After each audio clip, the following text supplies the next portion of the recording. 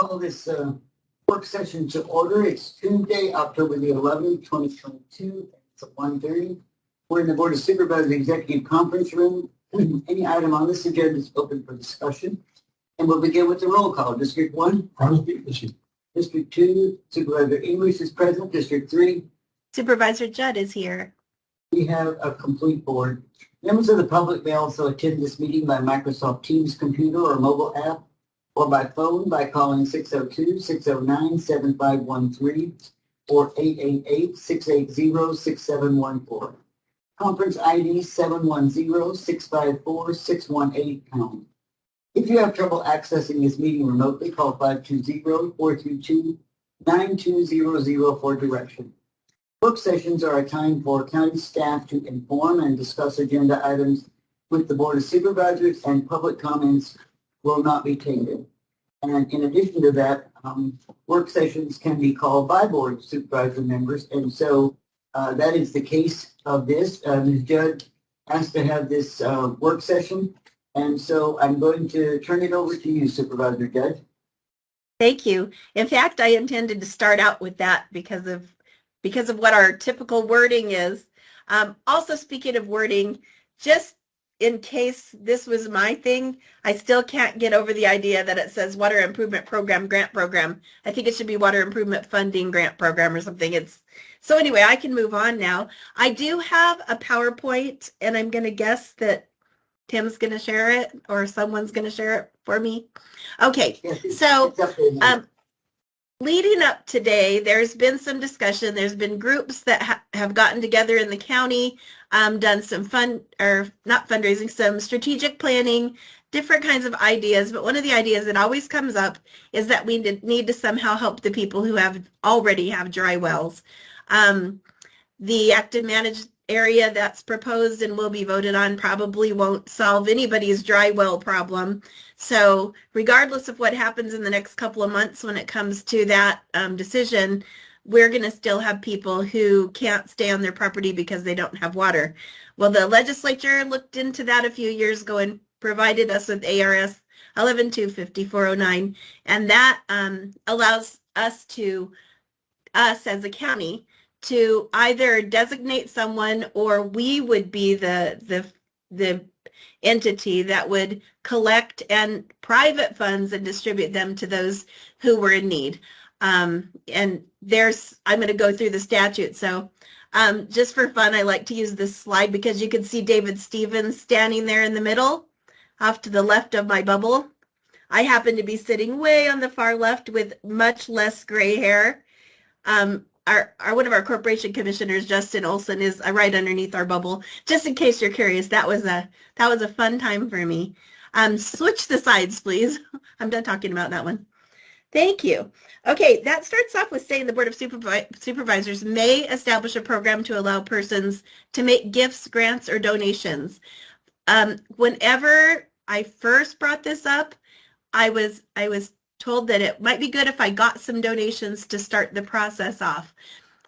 I didn't continue with that because up until recently, I didn't realize that it didn't have to be countywide. For some reason, it seemed like it was going to have to be countywide, and I have people in my community, businesses, that didn't want to donate and have a well fixed in Palominas or in Tombstone.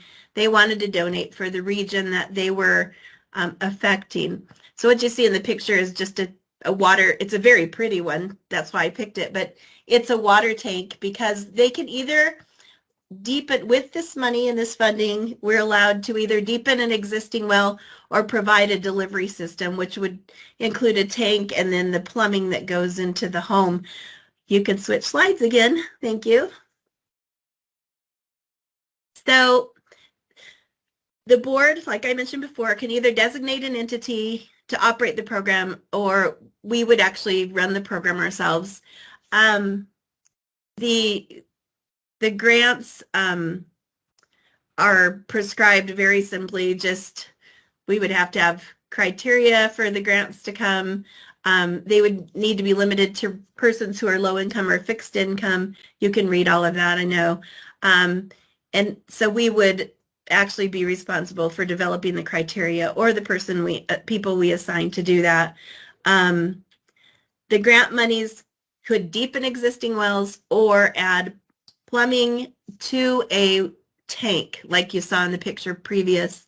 If you note, the picture on the left-hand side is an indication by ADWR of the different pieces of the Wilcox subbasin, the pink, the purple, the blue, and the green north of town. Just wanting you to notice that, because the next slide, please, does have it divided by those sections or subsections of the basin. And this is where I'm getting the most community involvement around trying to mitigate the water table lowering, where people are actually, their wells are not very deep. I mean, we've traditionally started out with about 20-foot deep wells 100 years ago, and they've gone down consequently by 100-foot every couple of decades. Now we have wells that are 250 feet deep that are considered shallow in some areas in the state, but they are going dry. So, an average well is being drilled about 400 feet. The expenses are quite a lot, but I've spoken to well drillers in my community that are actually working for the different farmers, the nut growers, the dairies, and they're out in the area, and they're actually deepening people's wells for them. That'll come up a little bit later, where I talk about that this work is already being done. This is a regional division that I proposed, but I think going along with ADWR, it gives some definition. So if someone's farming in, let's say, the pink region, they can donate money, and that money would be used in that region, which is likely the families that they're affecting, and the residential wells they're affecting would be contained in that region. So you can switch to the next slide. This is the do not and the must do part of the law, and it's the end of the law. It's not a very complicated or long directive, actually. We may not use general county monies for grants into this program. Not that we wanted to, but we may not.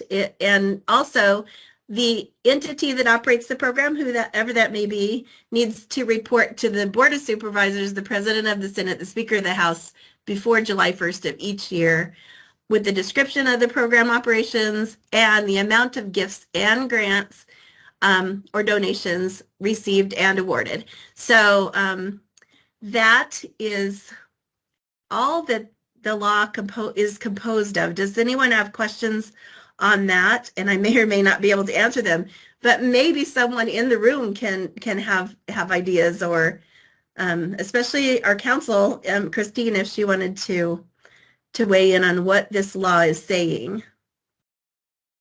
I'm going to defer to Chris Carlson, who is our water law attorney at the county attorney's office, and he has looked at the statute. So if there are any questions of counsel, he'll be able to address that. Okay. He is in the room, so you have. Awesome. If you have questions, did you have a statement to make, or were you waiting to answer questions? Waiting to answer questions. I don't really have any. To me, it seems cut and dried. I guess the only thing that would be a question is if the county could actually handle this, if the board would desire to do it. So before I get to the final slide, since we've got a new slide already, the homeowners that are struggling with their homes contact us quite often, that are struggling with water. I say us because it's not just me. It's the farmers, it's the Wilcox City Council. It's pretty obvious that we have a number of people that need this kind of help. And it's been a few years since this solution was actually announced as a possibility. And there are people that still know about this and are very hopeful that we'll be able to someday implement this. And the business owners, this is where I mentioned before, they're already providing relief. When they see that it's needed, and they're doing what they can, but they really would like to donate, but they'd like it to be more productive and more transparent. and more available so that the people that actually need it are getting it. Because I've had actually the CEO at the dairy mentioned a few years ago, he said, and one of the reasons that they promoted the water delivery, the water system to go out to all the ranch houses and all the farms in the area is that it seemed like one person needed help and then 10 more did all at once, and it's a difficult to manage at that level, and they're happy to help, but they need it to be more managed, as well as our well drillers, other farming entities. There really are a lot of people that are interested in contributing.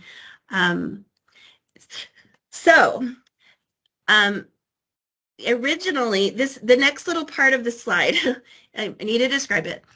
Originally, it was mentioned that maybe we would just put a local group together, and actually, County Manager Karwachka did say that that might be the right thing to do.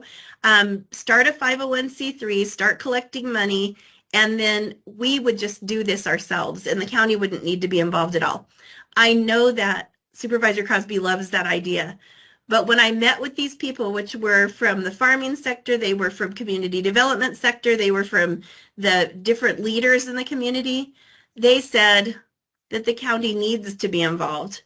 They said, we can do this. It's a lot of work, but we're willing to do this. But the county really needs to show that they understand what's happening in the area. And they thought that's what they said. They need to be involved in some way. And they also mentioned that the county would be more trusted and more respected as they collected and managed the funds, and the recipients would be more respectful of rules and requirements if they were set by the county. Also, if it were implemented in, let's say, our area, those 3 little districts that I proposed, it could easily be branched out to other areas if it were in the county or under the county's control, because they could add on using GIS and geographically, just not add on to those programs, but start new programs, and to where there were a dozen different service areas possibly in the future. I don't think it would ever work countywide, just because of the things that I've come across in the past, with them not wanting to donate and let someone on the other side of the county have the money. So not that they're selfish, but they realize that they're causing some problems in the area they're in, and they want to help those people. So, okay. Are there any questions now for Chris or anyone? I'll make a comment that I Okay. wrote down something that was kind of parallel to what you're saying in the bottom paragraph that's up on the screen. I just wrote down involvement of the government would be presumably to prevent fraud, which kind of goes along with trusted and respected and so on and so forth. Yeah, and that, very good, thank you.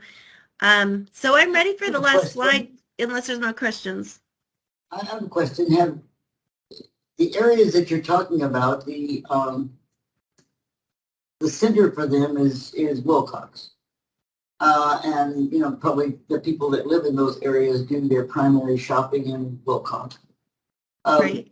Have you contacted the Wilcox City Council? Because Well, you're asking for something that isn't countywide, and you're asking for a countywide board to be involved to make decisions on a specific area.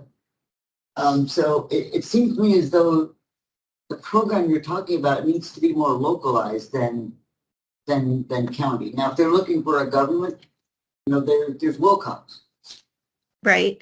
And it almost, I don't know, maybe that the statute would be null and void if the city of Wilcox had ability to run something like this. Do you think the city of Wilcox, do you think the legislature intended cities to pick this up? Can anyone answer that? Counties and legislation. Well, there are many things that the legislation may say county, and if the city of Wilcox is willing to do it, we could look at our legal and see, you know, could they send us the criteria? We could send it on. It doesn't say we have to We write could it. designate a city to be the person I would that suppose handled this. that's what I'm saying is, Okay. it doesn't seem to me like this is a countywide problem. not that water isn't a countywide problem, but you're wanting to solve a local problem with countywide resources. Well, there wouldn't be any government resources whatsoever, but it would be, I realize it would take time and effort on our part as a county. And then I did bring up that it might be easier for it to grow into other areas like Elfrida or not Dragoon, that's in our area, but it might be easier for it to grow into other areas if we did have some control over it initially. And none of those areas are in the city of Wilcox. They are county. They're not they're not even close to the city of Wilcox. It's on the north side of the dry lake, and these are all south. So I think the city might complain that they were not really equipped to handle that many county residents and their requests. That's all I can think as a response to that. So, To tell you the truth, when this was brought to my attention back when it was passed, it seemed to me like it's going to be a food fight, and there are lots of people that would certainly like to have their wells deepened, and I don't know that I want to be the target of this food fight, of who gets the money and who doesn't. And you make it sound so simple. Well, people could donate and other people could fill out a form, but who makes that decision? Is that going to be I don't know. on the board agenda? Come on. When I think about it, our housing department does that. They essentially pick whoever is the most qualified and whoever is the next in line. They do that. That's their job, is to decide who's getting the help next and what that help is going to look like. Supervisor Judd, if I could just interrupt for that. In that situation, there are very clear federal guidelines that guide the housing department how to do that. And I don't see there are any guidelines or anything to how this program would be set up. So that would differentiate what they're doing over in the housing authority. I just wanted to clarify that. Okay. So if we go back to the next steps. It's the last slide, I think. So the program would be identified, but then the application criteria and criteria for awarding grants would also be the next step. It would be obviously have to happen. And I know if it were the city of Wilcox handling this, their legal counsel would have to be really involved in planning things and in making sure that everything was okay. So I guess I'm not really getting to the next part, which would be using the GIS and getting our business owners and residents separated into the regions, and then public notification, donations, and then the grants could be awarded. And then, of course, the follow-up on July 1st of each year. Well, they're all on there. You see that. So why would we say, except for that we just don't really want to get into the food fight? I mean, is it something we could possibly do, or maybe just look into, or do we have to vote it down today? It's something that's allowed, and there's so many things that are not allowed. And I just feel strongly about that. Can we maybe consult with CSA and see if they have any forward thinking, anything that might give us momentum or courage as we stepped off in this food fight? Supervisor Yes. Jeff, this is Deputy County Attorney Carlson. Yes. Just to provide extra information, I did reach out to the county attorney offices throughout Arizona, and no county appears to have done this. So we don't really have any model that we can go on. So I don't know that CSA will be able to provide us any insight. I did actually inquire into it. We seem to be the first ones that are actually looking at this. Yeah, that was the case 2 years ago too. We were the first ones. Nobody had made an effort. It's 10 years ago. Supervisor Judd, this Yes. is Kathy Trawick in the Treasurer's Office. Another thing that I've noticed in this statute that is a little bit disconcerting to me is I don't have a mechanism where I can just hold on to somebody's money. When I have money in my hands, you know, and I'm getting ready to keep it there, I have to have a specific purpose and reason for that money to be with the county. And Okay. so to like take grants or donations, I don't have a mechanism in place to take donations that do not have a specified purpose and an expense to offset them. So I'm a little nervous about the way this is written. But, you know, once again, if it doesn't end up going through the county, then that's a moot point. But I just wanted to throw that out there. Okay. Yeah. And all the input that you're giving me is really good. Otherwise, this law just needs to be removed from the books because it doesn't work. If they can't find a way to make it work, and I feel like our discussion today is very valuable, but if they can't find a way to make it work from the state level, you know, here they say they're allowing us to do something, but they're not giving us enough to make it even possible, is what I kind of am hearing, right? Supervisor Jett, From my point, Yes.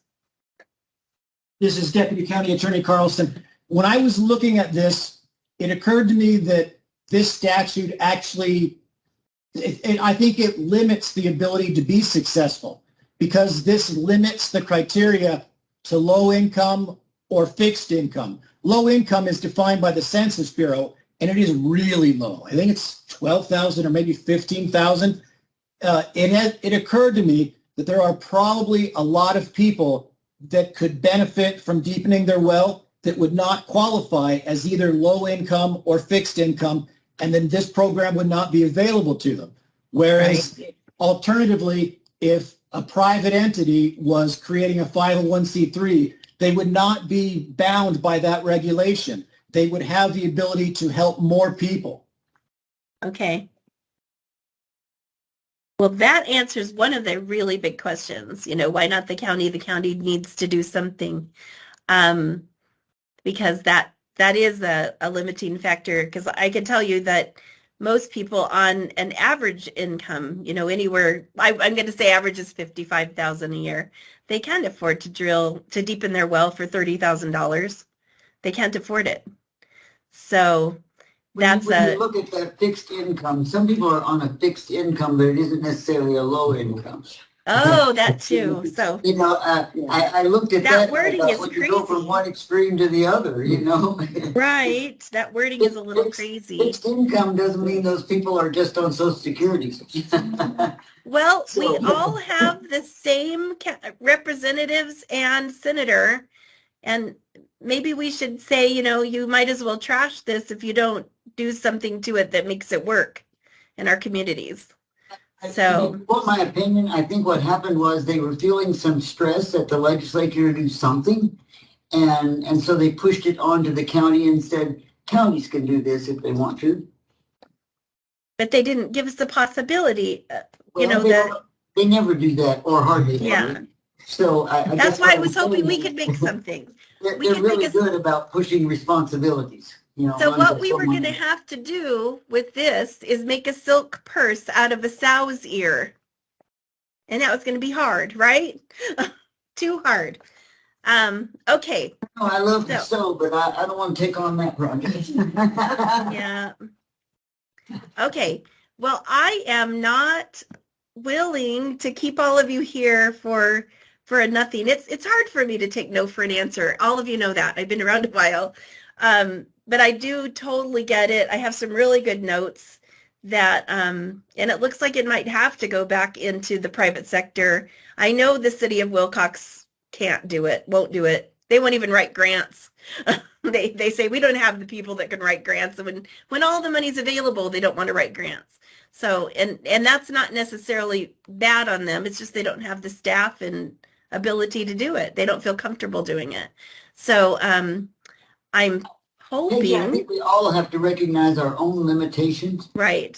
And my looking at this in the past as well as today is that the limitations that it would put on the county, for instance, you know, how much time, effort, and energy will be put into trying to put criteria together for a program that, you know, we're the people that's starting it. You see what I'm saying? Is so Right. it's kind of virgin territory.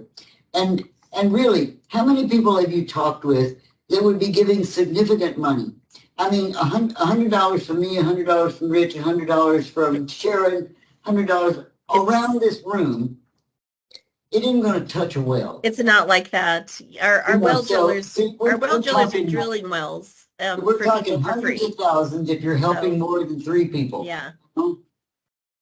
So I think that, you know, I don't want to be like there isn't goodwill out there, but I'm not sure that we have the staff that's willing to do this, Okay. to go through all of this, not knowing whether stuff, because we can't use county money. And it says so. Well, how much staff time? Because every staff time is county money. Right. You know, So then we how have does to- that work? Exactly. We have to account for that as county money, you know, because, I mean, the county attorneys don't work free, you know. They, Right. every hour, every minute, you know, they don't get paid by that, but we have to justify it by that. So just another thought process. I can't fault you for following up and people have said, well, why don't you try to get us this? But I don't know that I'm willing to look any further at it right now. Tom, you have any thoughts? Oh, it's just good that you're envisioning the way things should be and thinking about processes and goals. So I commend you for that. Thank you. Supervisor Judd, this Yes. is Kathy Traywick again. I just wanted to make one other comment about that statute that kind of worries me. And once again, I'm not an attorney, nor do I play one on TV, but it concerns me that the funding source is completely voluntary.